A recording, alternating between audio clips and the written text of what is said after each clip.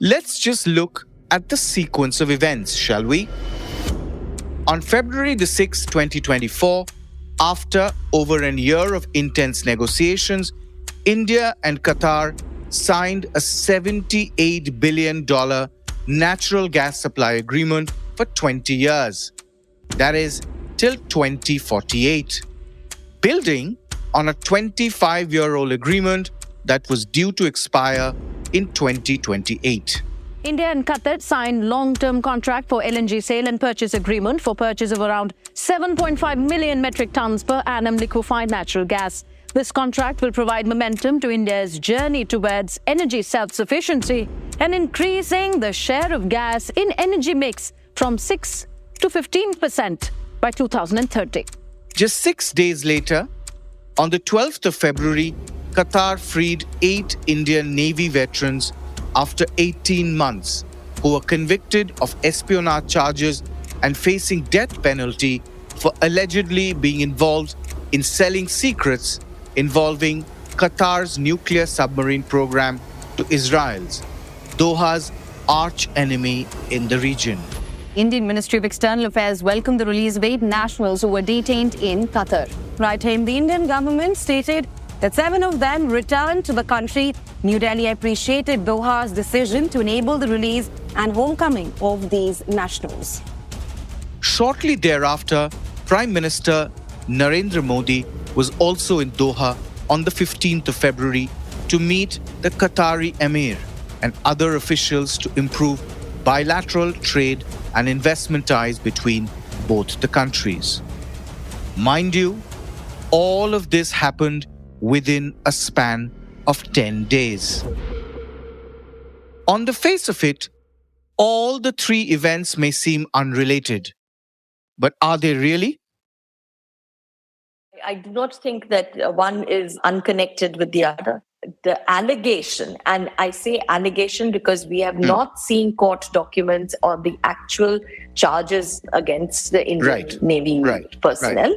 I think the Indian system has worked very hard over the last year and a half to A, convince them, otherwise B, work quiet behind the closed doors to secure a royal pardon, so to speak. Yes. In December, their death penalty was commuted to life. So none of this is unconnected. All this is part of the deal that has been worked on. Modi, if you know, met Sheikh Tamim in Dubai, I think it was, in December. That's the Emir of Qatar. That's the Emir of Qatar. Met him on the sidelines of COP28. That is Indrani Bagchi, the former foreign affairs editor of the Times of India and now the CEO of Ananta Aspen Center. Qatar is a tiny, tiny country, boxed in between Saudi Arabia, UAE and Bahrain, with the Persian Gulf and the Doha Salwa Bay on 2 sides. But it has oversized ambitions. In West Asia, India's strategic allies are UAE and Saudi Arabia. They, on most days, do not see eye to eye with Qatar. But just like we ruffled European feathers by importing oil from Russia, are we, in the name of energy security, alienating our Asian friends with whom we have far deeper bonds? No, why should it? A commercial agreement is a commercial agreement. And this is not the first time that we are signing, as you said, we are renewing the contract. Qatar provides India with almost 95% of its gas and LNG in LNG form. None of the others, except Iran, actually have gas. Besides, please understand that UAE and Saudi Arabia are our new strategic allies. If for decades, it was Iran that was our strategic ally in that region. And the Saudis and the UAE, even Qatar to some extent, saw us through the prism of Pakistan. And we saw them through the prism of Pakistan. So this is a relationship, this strategic friendship that you are watching grow every day today is actually little more than a decade old.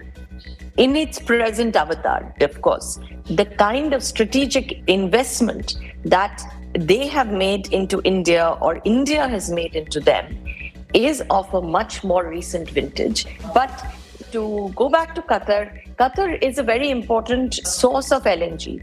And LNG is important to India because LNG is, I think we have resolved that particular debate within this country, that LNG is our transition fuel. And given India's size and given the diversity of development in India. And that means we will need almost every known and unknown source of energy. Coal, yes, we still need it even if we don't like it, at least for now. Crude oil, hydrogen that can be grey, green or blue. Sodium, rare earth, you name it, we need it. Till the time we hit our renewable or ambitious net zero targets.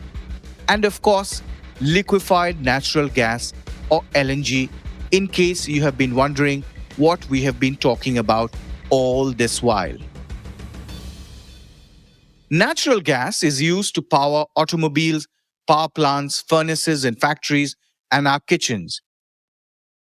Under its One Nation, One Gas Grid initiative, we are building a nearly 34,000 kilometer long natural gas pipeline to increase the availability of this fuel across the country. Because natural gas produces 40% less carbon dioxide than coal and 30% less than oil, it is considered a cleaner fossil fuel. By swapping coal with LNG, one can bring down the emissions by approximately half, as per estimates by consultants Wood Mackenzie. LNG is very important. And therefore, it's no surprise that the LNG deal was renewed. Clearly, then, this shows the rising heft of New Delhi in the region. Let there be no doubt, diplomacy and energy economics are two sides of the same coin. From getting the death penalty changed into a life sentence and then a royal pardon to get the Indian prisoners back home, this dialogue with Doha was no less than a coup. And once you throw in a multi-billion-dollar gas contract in between, you have a belter.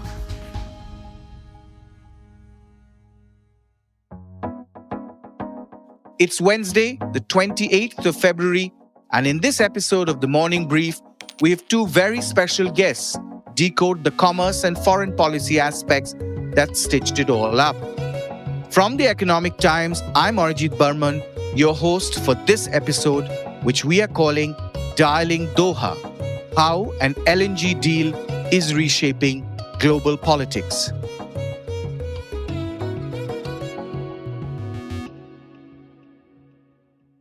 First and foremost, I would say it underscores the importance that India is attaching to security of supply. Vandana Hari, founder Vanda Insights, an energy intelligence platform, surely knows her LNG from Brent after spending over a quarter of a century providing intelligence on the global oil and gas markets to executives in the energy industry as Asia Editorial Director at S&P Global Platts. My colleague and co-host Kalpana Pathak caught up with Vandana to break down the energy economics for us. Now, Kalpana and I were to host this show together, but she has lost her voice and is under the weather, just like every second person in Mumbai. Blame it on pollution and our addiction to fossil fuels. So now you know why environment is becoming everyone's problem. But I digress. So let's go back to the LNG shipments. So if you look at India's LNG imports and the 7.5 million metric tons accords for almost a third of India's current LNG imports. And given that the tenure of the deal, which is from 2028 all the way to 2048, it underscores how India is taking a very long-term view in terms of securing gas supplies.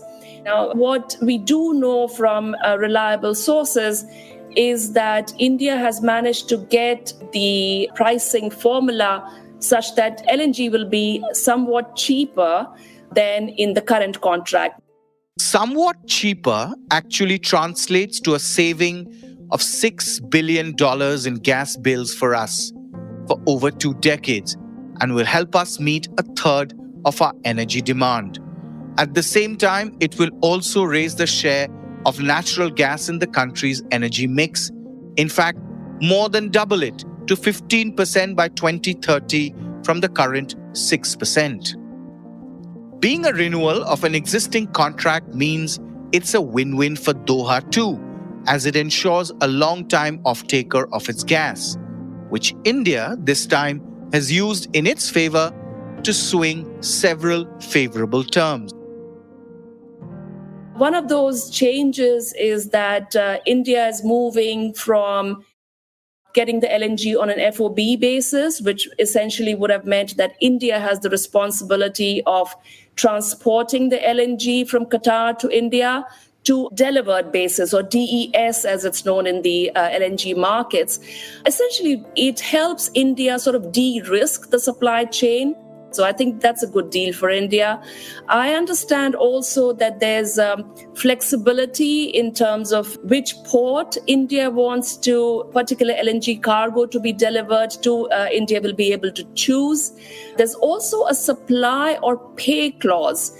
As we know, LNG contracts always had a take or pay clause, which essentially put the onus on the importing country that they have to take LNG. And for whatever reason, if they're unable to take certain cargoes, then they have to make up for it. So essentially, it was a protection for the supplier.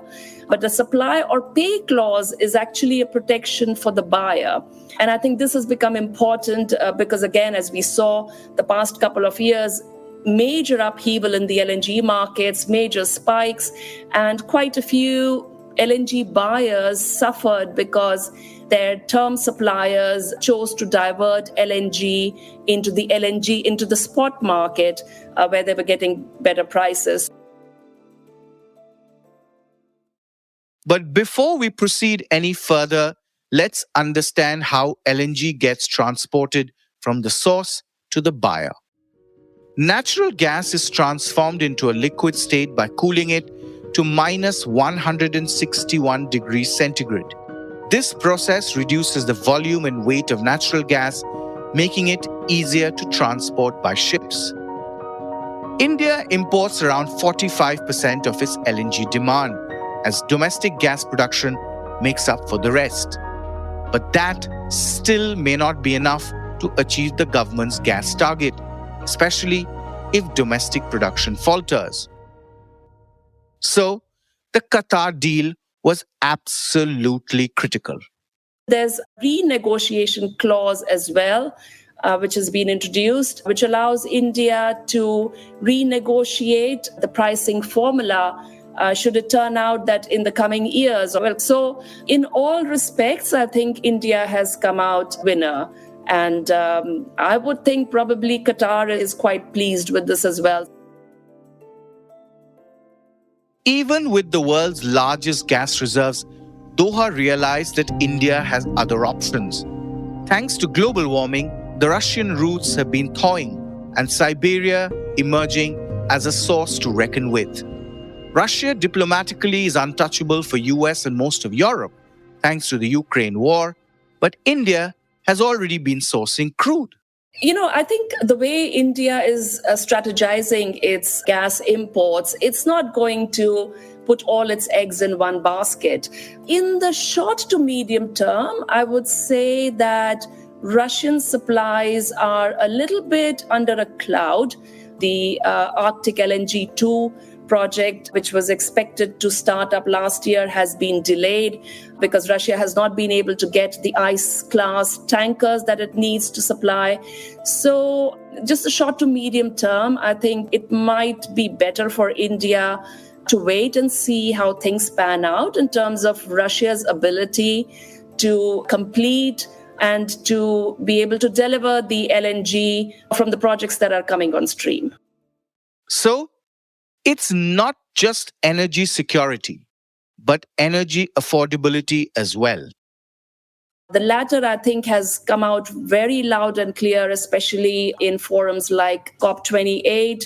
India made it very clear. In fact, India was seen as a very important voice of the global south, where countries are saying that security of supply, reliability of supply, and affordability, and ensuring that energy is accessible to all their population is as important as transitioning to green energy. At the same time, India is also doubling down on greener energy sources. And of course, India is also looking at green hydrogen.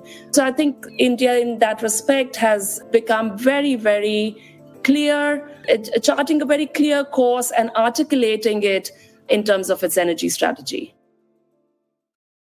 As I said before, this is as much foreign policy as it is commerce. So I turn back to Indrani Bagchi, CEO of Ananta Aspen Center, to help us turn to the right diplomatic direction. Qatar basically arrested 8 Indian men thinking they would leverage them for a better deal with India. Okay. But I don't think Qatar does not regard India as an enemy. India does not regard Qatar as an enemy. Why should it? We are among the largest buyers of gas, and they are the largest seller of gas. And gas equals dollars. Yet, one thing still baffles me. Outside of energy, we have $15 billion of bilateral trade with Qatar. There's a significant Indian expat population working and living in Qatar. But from time to time, we've seen Qatar using various state or non-state actors, including its media, Al Jazeera, to criticize India on various of its domestic policies, from Article 370 to NRC to anti-CAA to Kashmir in particular.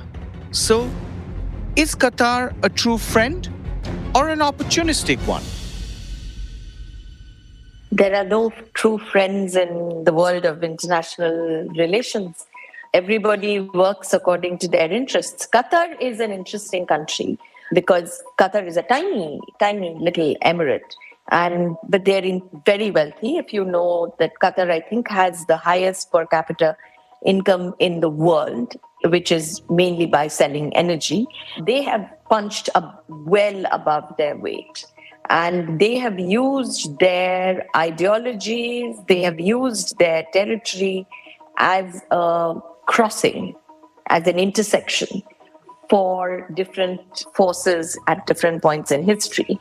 And India is not immune. I mean, if you say in Al Jazeera is an arm of the Qatari interests, I think many would agree. It's not just been used on India. I mean, they have gone after the Saudis. They played a very big role during the Arab Spring. It's not just one event in isolation. Doha has leveraged the fault lines of the region, Shia versus Sunni, Arabs versus Persians, to its maximum benefit. Remember, Qatar was one of the biggest financiers of the Islamic State. They supported the Muslim Brotherhood for decades, which kept them at odds with both the UAE and Saudi Arabia, made them friendlier with Turkey and with Egypt when Egypt was being ruled by the Muslim Brotherhood, which was just after the Arab Spring by Mohammed Morsi. They were a big supporter of Morsi. Qatar has played this role. Qatar was also the place where the Taliban outsourced its diplomacy. Taliban set up its first embassy, so to speak, even as a non-state actor in Doha. That was where a lot of the negotiations with the Taliban and the West happened. Qatar actually gave a place for an embassy to what was then a terror group. So it's not new. Qatar has a very close relationship with Iran, which is frankly a geopolitical power in the region. But it is also a pariah because it is a Shia power when all around are Sunni powers. So sometimes Qatar plays the role of a deal maker or that of a conduit in the middle, or sometimes even more. Sometimes it is a mediator, sometimes it is a facilitator. Sometimes it just provides a home for groups, people. Sometimes it is a financier.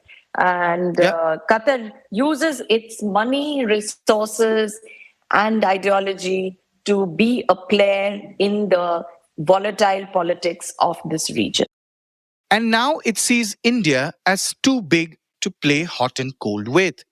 And so, even its sovereign wealth fund, Qatar Investment Authority, has woken up from slumber, realizing that compared to its Saudi or Abu Dhabi peers, it's somewhat late in the party, and has started writing big checks for Indian startups as well as for large Indian corporate captains like Gautam Adani and even Mukesh Ambani. One of the best ways of entering the Indian system, because with the Adanis and the Ambanis, you not only get certainty in your investment, this is a new market for them. The Adani Ambani, but given the fact that both these entities are enormous, but they also carry a lot of political weight across the political spectrum. Not only the ruling BJP right now, but whoever comes in if and when the regime changes. Yeah. So that would be a good way of testing the Indian waters. And Qatar, I think, as state has chosen well. Indeed, they have. My take. The great game of diplomacy and energy continues even today. Qatar has always punched above its weight, and now New Delhi's outreach, mixed with multi-billion dollars of energy contract, has helped lubricate the landscape even better. As Vandana rightly said, it's not just about the source of the energy, but also about the shekels we pay for it. After all, we are the guzzlers of the gas, aren't we? High time we should have the upper hand. As the boss of Petronet LNG, the company that will receive the LNG, Akshay Kumar Singh puts it so emphatically. And with hard negotiations, we could finalize the deal, which is one of the best deal we consider it. And it is in national interest and for ensuring the security of the energy supply for the country for 20 years period. It is a long-term deal from 28 to 48. And it is linked with the Brent crude. That's it from Kalpana Pathak and me, Arijit Burman. Thank you for listening to Dialing Doha, how an LNG deal is reshaping global energy politics on the Morning Brief.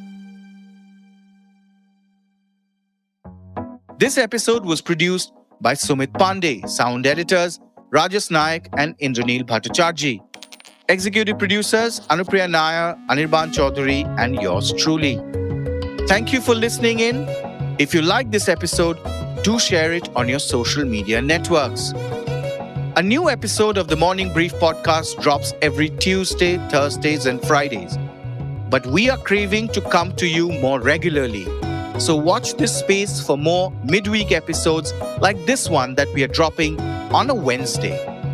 The Morning Brief streams on Amazon Prime Music, JioSaavn, Spotify, Apple and Google Podcasts, and of course, ET's own audio platform, ET Play.